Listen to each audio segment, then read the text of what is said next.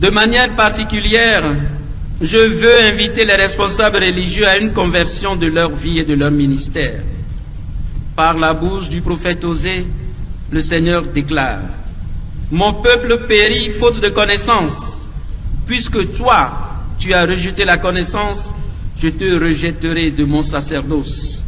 Puisque tu as oublié l'enseignement de ton Dieu, à mon tour, j'oublierai tes fils. » Osée 4, 6.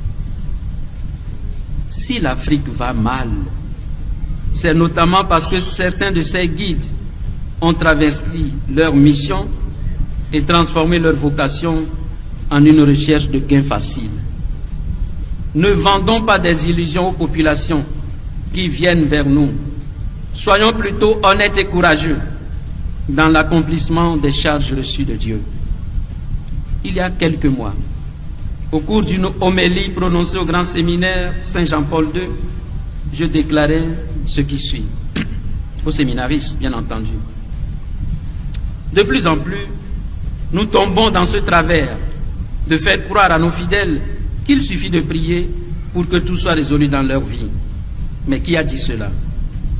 Qui a dit qu'il suffit de prier pour que sans aucun effort, tout soit résolu dans la vie de l'homme? Ne soyons pas des marchands d'illusions. Je le répète, ne soyons pas des vendeurs d'illusions. Notre peuple est en train de se dépersonnaliser. Nos églises sont remplies de gens qui crient à longueur de journée, mais qui ont démissionné de leurs responsabilités. Dieu ne viendra pas changer notre société à notre place. Nos peuples croupissent dans la misère et nous disons à l'église: prions que le Seigneur nous délivre de cela. Mais la délivrance viendra d'où? Nous avons une forme de prière qui dépersonnalise les gens. Dites à ceux qui viennent à vous qu'il n'y a pas de prière miracle qui va résoudre les problèmes à leur place. Dieu nous donnera des opportunités. Il nous appartient de les saisir pour transformer la réalité.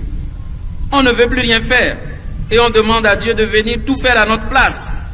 Et qui sont ceux qui enseignent cette forme de prière? C'est nous. Non. Ne faisons pas de notre peuple un peuple de paresseux.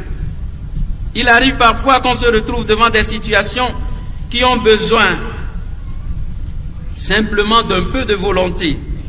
Mais on se contente de prier et on s'en va, comme si l'on avait tout fait.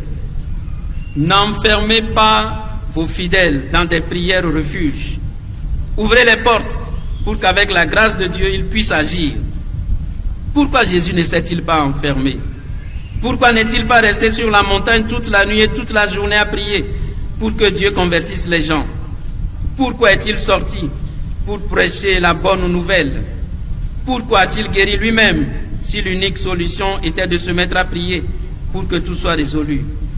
La prière ne remplace pas notre responsabilité. Elle la renforce pour que, puisant en Dieu notre énergie, notre lumière et nos convictions, nous puissions agir sur la réalité. Retenez bien cela.